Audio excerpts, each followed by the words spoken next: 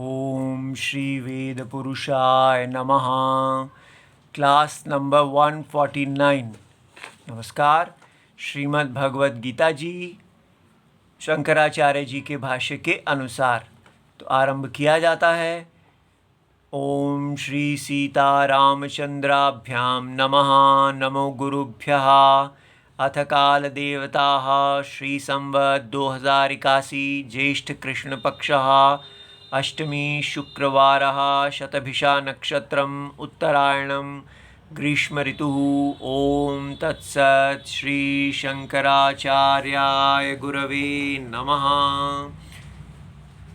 नासतो विद्यते भावो ना भावो विद्यते सतः उभयोरपि दृष्टोऽन्तस्त्वनयोस्तत्त्वदर्शिभिः। ये हमारी श्रीमद् भगवद गीता जी अध्याय नंबर 2 श्लोक नंबर 16 और ये है Gita press Gorakhpur book number 10।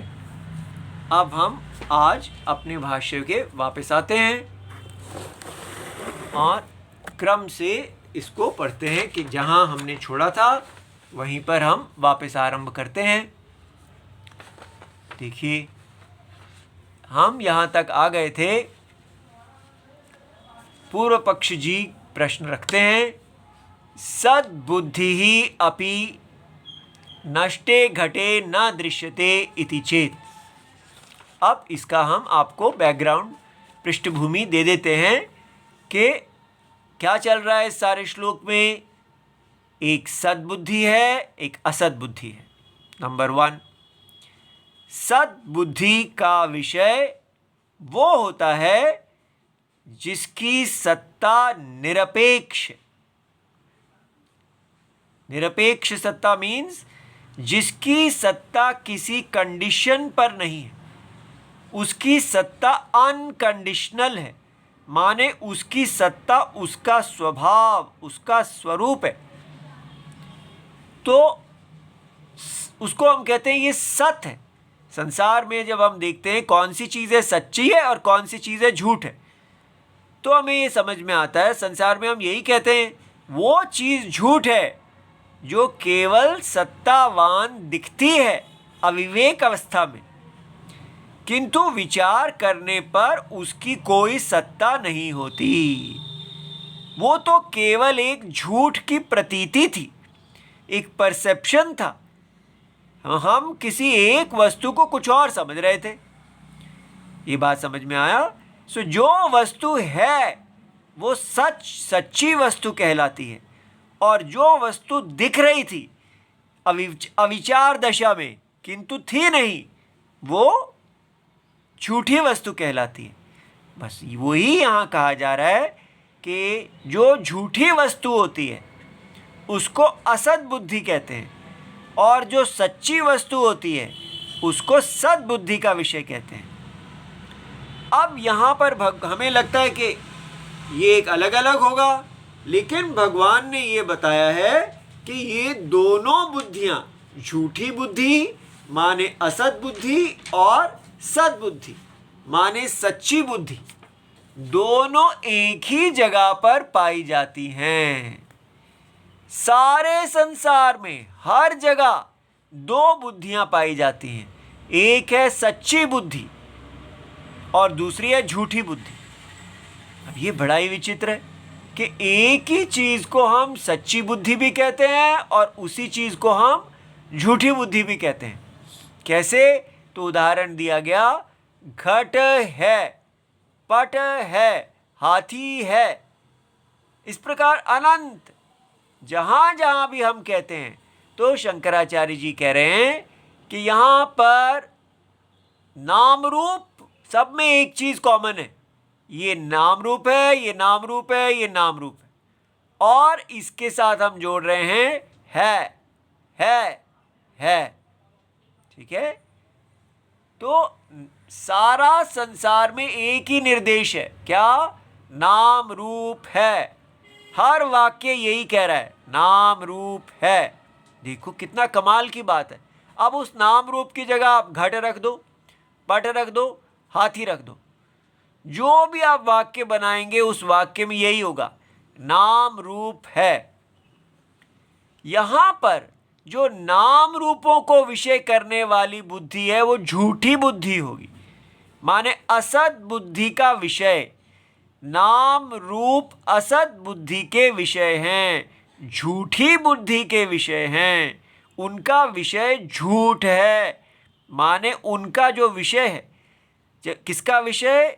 असत बुद्धि विषय का। असत बुद्धि, जो बुद्धि नाम रूपों को अपना विषय बनाती है तो उनका विषय व्यभिचरति, विचार करने पर उनके विषय की कोई सत्ता नहीं ठहरती।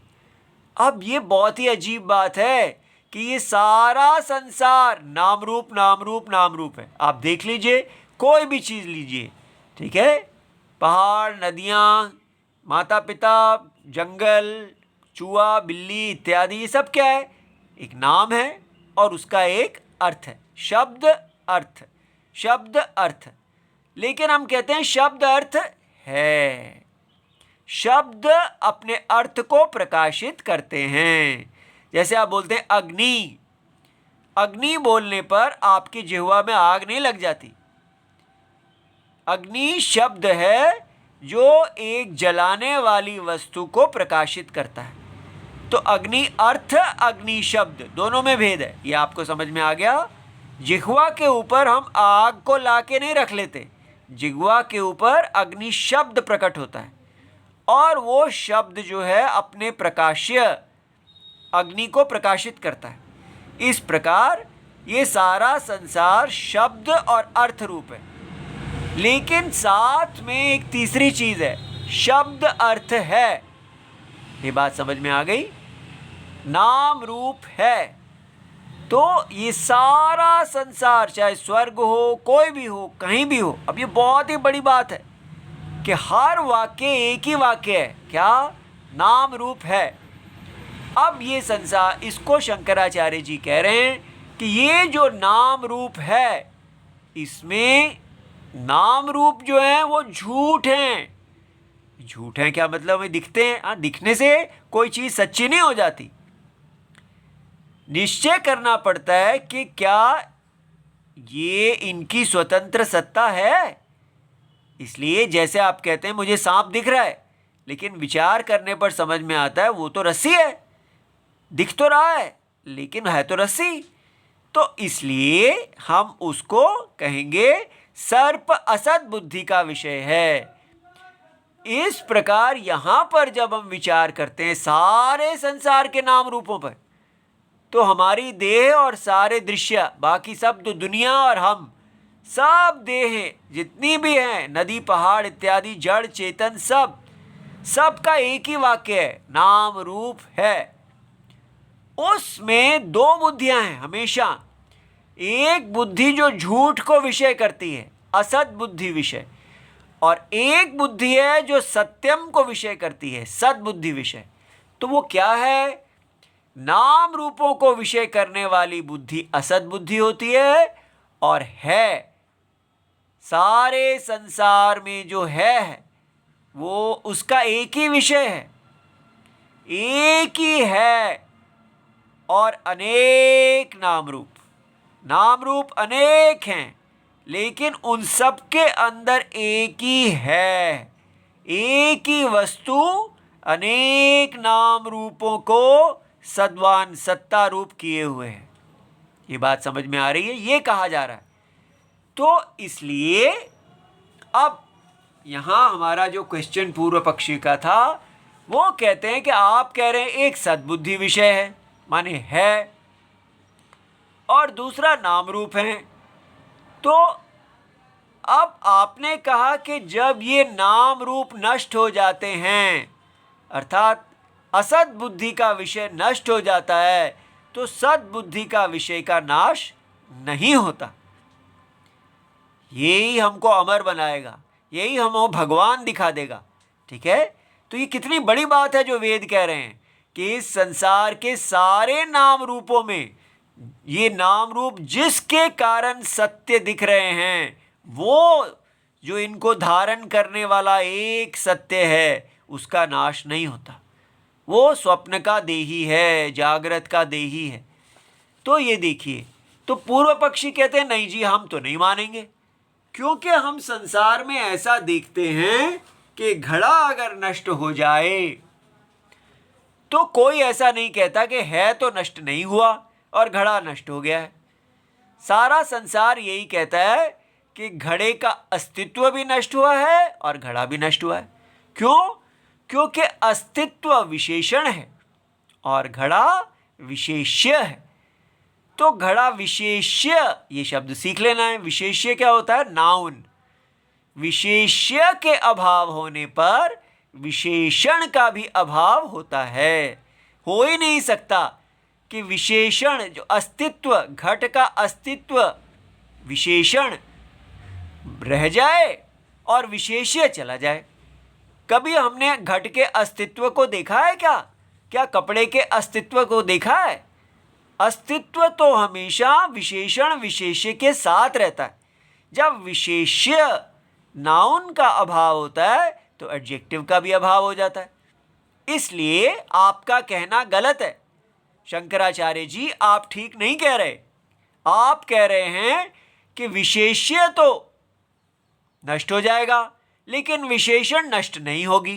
ये कैसा आप कह रहे हैं? क्योंकि विषय देखिए, नील उत्पलम, ये अगर नीलापन नष्ट होता है, नष्ट, जब कमल नष्ट होगा तो उसका विशेषण भी नष्ट हो जाएगा, वो नीला अलग थोड़ी रह जाएगा। इसलिए विशेष्य नाउन के अभाव होने पर विशेषण का भी अभाव होना चाहिए। और आप यहाँ कह रहे हैं कि घट नाम रूप का नाश होगा, उनके अस्तित्व का नाश नहीं होगा। विशेष्य का नाश होगा, विशेषण का नाश नहीं होगा। ये अब आपको समझ में आ गया कि पूर्व पक्षी कहते हैं विशेष्य नाउन के नाश होने पर एडजेक्टिव अस्तित्वम का भी नाश होना चाहिए। तब वो इस प्रश्न को कह रहे हैं सद्बुद्धि ही अपि, तो अस्तित्वम नष्टे घटे, घट के नाश होने पर नहीं देखी जाती। अगर उसका नाश नहीं हुआ होता तो वो दिखनी चाहिए थी, लेकिन जब घड़ा नष्ट होता है तो हमें नहीं दिखता कि घड़ा तो नष्ट हो गया है, लेकिन उसका अस्तित्व वहीं का वहीं है। इसलिए अगर वहाँ होता तो दिखना चाहिए था, तो वो तो नहीं दिखता है। इसलिए सद्बुद्धि भी घट के नष्ट होने पर जब घड़ा नहीं दिखता है तो उसका अस्तित्व भी नहीं दिखता है।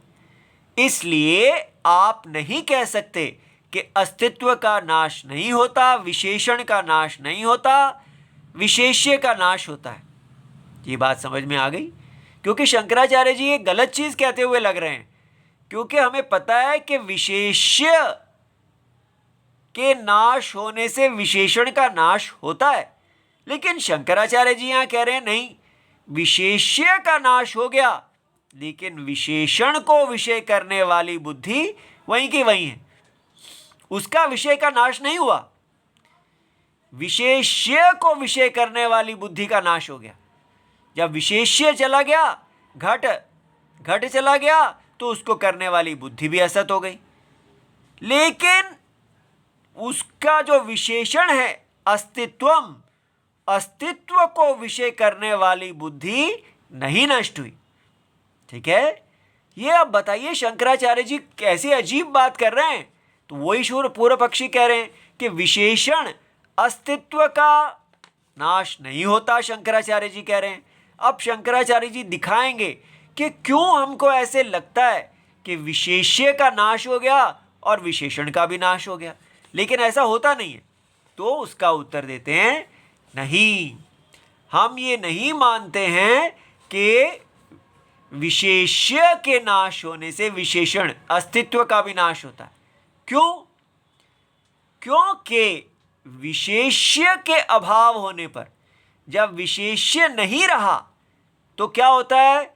सद्बुद्धि, जो अस्तित्व को विषय करने वाली बुद्धि है, वो विशेषण विषया है। हमेशा अविवेक में, संसार में अस्तित्व को नाम रूप का विशेषण समझा जाता है। इसलिए जब हम कहते हैं है, तो हम कहते हैं ये हैपन जो है ये नाम रूप का विशेषण है। तो जब नाम रूप नष्ट हो जाते हैं तो हमें लगता है विशेषण भी नष्ट हो गया। इसलिए विशेष्य अभावे, जब विशेष्य नहीं है तो विशेषण की उत्पत्ति ही नहीं होगी। विशेषण अनुपपत्तौ, विशेषण नहीं हो सकती। वो किसको विषय करेगी? ठीक है, क्योंकि किम विषय स्यात्, उसका कोई विषय ही नहीं होगा। इसलिए हमें समझ में आया कि विशेषण विशेष्य के नहीं रहने पर विशेषण को, वो जो बुद्धि पहले विशेषण की तरह, हम अस्तित्व को विशेषण की तरह जान रहे थे, अब हम उसको विशेषण की तरह नहीं जानेंगे, क्योंकि वो विशेष्य नहीं रहा। घट जब नहीं रहा तो हम अब उसका अस्तित्व का नाम विशेषण नहीं दे सकते। ये पॉइंट है, उसका नाम विशेषण नहीं दे सकते, लेकिन इसका ये अर्थ नहीं है कि वो नष्ट हो गए। न तो पुनः सद्बुद्धेः विषय अभावात्, सद्बुद्धि का विषय अभाव नहीं हो गया। इसीलिए शंकराचार्य जी बार बार ये दिखाना चाहते हैं कि घट के अंदर अस्तित्व का नाश होता है तो पट के अंदर नहीं होता, हाथी के अंदर नहीं है। ये जो अस्तित्व हम कह रहे हैं, सारे सपने में देखिए, सारा स्वप्न में अस्तित्व है। हम कहते हैं स्वप्न अस्ति। जब हम ऐसा कहते हैं सपना है, तो सपने में जो है कहते हैं, इसका मतलब सपने के हर नाम रूप में जो हैपन है वही तो सपने का है ही। सपने का हैपन ही तो हर सपने के नाम रूप में दिख रहा है। नाम रूप अलग अलग हैं, लेकिन सपने का है, उनका हैपन तो अलग अलग नहीं है। तो ये कैसी अलग है? ये सत्य और मिथ्या के कारण है और नाम रूप जैसे विशेषण विशेष्य भाव में जुड़ गए। ये दोनों विशेषण विशेष्य हैं नहीं। अविवेकी को ऐसा लग रहा है कि अस्तित्वम और नाम रूपत्वम दोनों में विशेषण विशेष्य भाव है। बस अगर यही पता चल जाए कि जब हमको ये विशेषण विशेष्य भाव में लग रहे हैं तब भी ये विशेषण विशेष्य भाव में नहीं है, तो कितना मजा आ जाएगा। देह आए या जाए, इसका अस्तित्व बना रहेगा। सपने के अंदर कितने भी नाम रूप आए और जाएं, फिर भी सपना अपना अस्तित्व नहीं खोता है। लेकिन पूरा सपना जब गायब हो जाता है तब भी स्वप्न का अस्तित्व नहीं गायब होता है। उसके अंदर एक जागृत आ जाती है, उसमें नया नाम रूप आ जाते हैं। जैसे जल है, लहरें आती हैं और जाती हैं, लेकिन उनका अस्तित्व जल है। अस्तित्व का नाश नहीं होता, लहरों का आना और जाना, व्यक्त होना अव्यक्त होना चलता रहता है। ये बात समझ में आ गई? तो अस्तित्व को नाम रूप क्या विशेषण नहीं बनाना, यही सार है। तो शंकराचार्य जी ने यहाँ सिद्ध कर दिया कि नहीं जी, विशेष्य के अभाव होने पर अस्तित्व को हम अब विशेषण नहीं कह सकते, उसको विशेषण का नाम नहीं दे सकते। लेकिन ऐसा नहीं है कि अस्तित्व को विषय करने वाली बुद्धि नहीं है। अस्तित्व तो है, लेकिन अब उस अस्तित्व का नाम घट का विशेषण नहीं है। वो अस्तित्व सारे बाकी नाम रूपों के विशेषण के रूप में देखा जा रहा है। एक ही अस्तित्व है जो सारे जगत का आत्मा है, ये है भगवान परम सत्यम। और पूरा जगत अनंत नाम रूप हैं, वो सारे नाम रूपों की एक ही सत्ता है।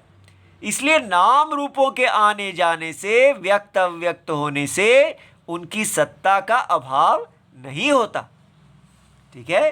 अब पूर्व पक्षी हमारी समझ को विकसित करने को, उनके क्वेश्चंस हमारे लिए कितने लाभदायक, वो एक और क्वेश्चन रेज करते हैं। देखिए जी, आप कह रहे हैं एक बुद्धि है झूठ बुद्धि, माने जिसका विषय है ही नहीं विचार करने पर, और दूसरी बुद्धि है जिसका विषय सदा है, माने नाम रूप जो हैं उनकी सत्ता नहीं है। आप कह रहे हैं सत्ता किसकी है? सत्ता तो आत्मा की है, परम सत्य की है। तो परम सत्य और अविवेक अवस्था में दिखने वाला उसमें जो नाम रूप है, कल्पित नाम रूप कल्पित हैं, और सत्ता सच्चिदानंद रूप आत्मा है। उसको जब कल्पित नाम रूप मिल गए तो हम कह रहे हैं कि ये देखिए, ये एक समान अधिकरण का केस बन गया। हर नाम रूप में क्या होगा? असत को विषय करने वाली बुद्धि, नाम रूप को विषय करने वाली बुद्धि, और सत्ता को विषय करने वाली बुद्धि। तो हम उसी के आधार पे ये बोल पाएंगे नाम रूप हैं, घट है, पट है, हाथी है, ऐसे मैं हूँ। ये सब जो हम बोल पा रहे हैं ये क्यों हो पा रहा है? क्योंकि एक असत है, दूसरा सत है। लेकिन पूर्व पक्षी कहते हैं कि जी ऐसा हो ही नहीं सकता कि विशेष असत हो और विशेषण सत हो। ये कैसे हो सकता है कि एक है ही नहीं? विशेषण जो है तो विशेषण है और विशेष्य है ही नहीं, नाउन है ही नहीं, एडजेक्टिव है। ऐसा कैसे हो सकता है? और एक ही जगह पे हम नाउन भी देख रहे हैं, एडजेक्टिव भी देख रहे हैं, लेकिन नाउन है ही नहीं और एडजेक्टिव है। इसको कहते हैं समान अधिकरणम। देखिए, नील कमल, कमल उत्पल, उत्पलम जो है वो नाउन है, विशेष्य है, और नीलत्वम विशेषण है, लेकिन दोनों हैं। लेकिन इसलिए समान अधिकरणम, विशेष्य बुद्धि और विशेषण बुद्धि दोनों एक अधिकरण में हैं और दोनों हैं। लेकिन यहाँ पर क्या है? नाम रूप है ही नहीं, दिखते हैं, और उसके जो विशेषण दिख रही अस्तित्वम वो है। तो विशेष्य है ही नहीं लेकिन फिर भी विशेषण है। तो दो बुद्धियां बन रही हैं, एक बुद्धि जो नहीं है उसको विषय कर रही है और एक बुद्धि जो है उसको विषय कर रही है। तो पूर्व पक्षी कहते हैं ऐसा कैसे हो सकता है जी? जो है ही नहीं वो बुद्धि का विषय कैसे बन सकता है? अगर बुद्धि का विषय तो होना तो चाहिए, जो नहीं है वो कैसे बुद्धि का विषय बन सकता है? तो ये क्वेश्चन आपको समझ में आया? तो भगवान कहते हैं नहीं, ऐसी बात नहीं है, जो चीज़ है ही नहीं वो भी बुद्धि का विषय बन सकती है। कब? अविचार में। तो वो उसका उत्तर देते हैं इदम उदकम। जैसे हम मरुस्थल में बहुत जब गर्मी होती है, लंबी सड़क होती है, तो दूर से देखते हैं तो वो सड़क का दूर हमें चमका चमका बिल्कुल चमकीली भूमि दिखती है। ऐसे लगता है जैसे वहाँ पर जल है, वो जल ही चमक रहा है। तब हम कहते हैं, अज्ञानी कहता है इदम उदकम, ये जल है, उसकी तरफ इशारा करके। लेकिन विचार करके समझ में आता है कि तो मरीच आदौ, ये तो मृग मरीचिका है।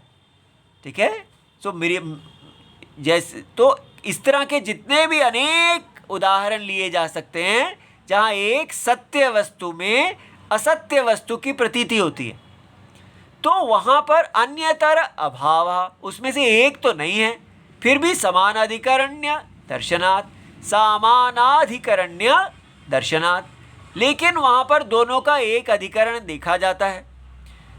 तो जो चीज़ नहीं है, जल तो वहाँ है ही नहीं और वहाँ नीचे भूमि है, फिर भी हम भूमि की सत्ता और जल जो नहीं है दोनों को मिक्स करके कहते हैं इदम उदकम, ये जल है।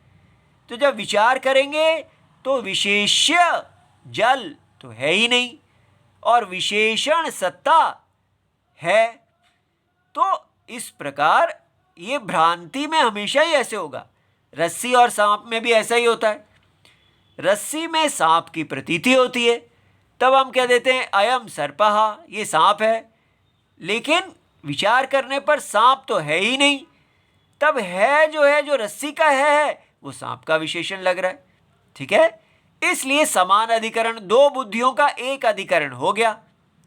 तो शंकराचार्य जी ने बताया कि ये दो बुद्धियों का एक अधिकरण तब हो जाता है जब एक बुद्धि एक ऐसे विषय को विषय कर रही है जो है ही नहीं, अर्थात नाम रूप, और दूसरी बुद्धि उसको विषय कर रही है जो है सदा है, माने सत्ता। तो इसलिए सिद्ध हुआ कि सारे संसार में सद्बुद्धि विषय। तो तस्मात् भगवान कहते हैं तस्मात् देहादेह, देह आदि का द्वंद्वस्य, जो सुख दुख इत्यादि द्वंद्व है, सारा देह आदि च सकारणस्य, और उसके कारण का, असत का, न विद्यते भावः। तो ये चीज़ हमने स्टार्टिंग में सिद्ध करना था। हमारी प्रतिज्ञा थी कि ये देह और देह के अंदर जो इंद्रियां हैं और इंद्रियों के जो विषय हैं और उन दोनों के विषयों के जो कांटेक्ट होते हैं, उससे जो द्वंद्व अर्थात जोड़ा में सुख और दुख, गर्मी और सर्दी उत्पन्न होती है, ये सारा का सारा असत बुद्धि विषय है। और इसके अंदर जो अस्तित्वम दिख रहा है वो सद्बुद्धि विषय है। इसलिए बना तथा सतः च आत्मनः, और सद्बुद्धि विषय कौन है? आत्मा। अभावः अविद्यमानता न विद्यते। तो दो चीजें हैं इस संसार में, एक जिसका होने का अभाव नहीं है, वो क्या है? आत्मा। और दूसरा क्या है? देह, और देह के साथ जुड़ी हुई सारा संसार। वो सारा संसार एक स्वप्न है जिसको आत्मा ने अविवेक अवस्था के कारण धारण किया हुआ। ये दो चीजें हैं ही नहीं। आत्मा सत्यम, जगन मिथ्या। इस प्रकार सर्वत्र अव्यभिचारात, कहीं पर भी जो आत्मा सत्य है, अस्ति अस्ति अस्ति रूप में जो सारे जगत में अस्तित्वम भास रहा है, उसका व्यभिचार नहीं होता। सत्ता, आत्मा की सत्ता कभी भी नहीं जाती। ये जो हमारा आत्मा का अनुभव है, मैं हूँ, इसी अनुभव के अंदर ही हमको ही हम के बन जाता है नाम रूप हैं। मैं हूँ कि जो होनापन है, वो होनापन देह के अंदर चला जाता है। और देह कहाँ से आई? अविचार से आई। आत्मा के जब हम विचार करते हैं तो देह की कोई सत्ता ही नहीं बचती। तो ये है नित्य, ये है सद असद विवेक। इस सद असद विवेक से क्या होता है वो देखिए।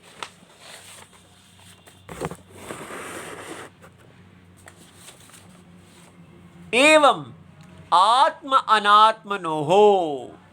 अब भगवान कह रहे हैं इस प्रकार आत्मा और अनात्मा का। ठीक है, तो ये आत्मा कौन है? देही। अनात्मा कौन है? नॉट आई, माने देह और देह के साथ जुड़ा हुआ सारा प्रपंच, सारा जगत, उसको अनात्मा कहते हैं। तो ये विभाग जो है आई और नॉट आई का विभाग, आत्मा माने मैं। अब मैं को आपने शरीर नहीं लेना है, हमें बता दिया गया है कि वास्तव में आत्मा देही है, सद्बुद्धि विषय। और अनात्मा कौन है? नाम रूप, असद बुद्धि विषय। आत्मा है दृष्टा और अनात्मा कौन है? दृश्यम। तो आत्मा सद्बुद्धि विषय और अनात्मा जो है वो असद बुद्धि विषय। उभयो हो, उन दोनों का, अपि दृष्टः माने उपलब्धः, देखा गया है। क्या? अंतः निर्णयः, दोनों का निर्णय देखा गया है। किसका? सद सदैव, असद असदैव। ऐसे निर्णय करते हैं भाई, सत तो सत है और असद असद है। इति एव इति तु अनयोः यथोक्तयोः तत्वदर्शिभिः। बिल्कुल आपने सारा विचार शंकराचार्य जी ने समझा दिया कि आपको इतना ही देखना है, सत सद है, असद असद है, बस। फिर उसके बाद अगली चीज कुछ नहीं करनी। ये प्रपंच को जब आप देख लेते हैं कि ये सारा प्रपंच असत बुद्धि विषय है, तो आत्मा इससे मुक्त हो जाती है। उसके बाद और कुछ नहीं करना। इसलिए हमको इसको धोना नहीं है। कोई कहता है कि आपको अहंकार को धीरे धीरे, सूक्ष्म अहंकार भी धोना है और उसको धोते जाना है और आत्मा को अलग कर लेना है, ऐसा नहीं। बस विचार ही करना है कि ये अहंकार असत बुद्धि विषय है। तो जो तत्वदर्शी हैं वो यही करते हैं, क्या? सत सदैव, असत असदैव। ये देह इत्यादि सब असत हैं, आत्मा सत है, और मैं ये वो आत्मा सद आत्मा हूँ। इस प्रकार जो जान लेता है उसको तत्वदर्शी कहते हैं। ठीक है, अब हम आगे इसका भाष्य, कंक्लूडिंग भाष्य देखेंगे और फिर आगे चलेंगे। ओम नमो भगवते वासुदेवाय इति सर्वं शिवम। नमस्कार, प्रणाम।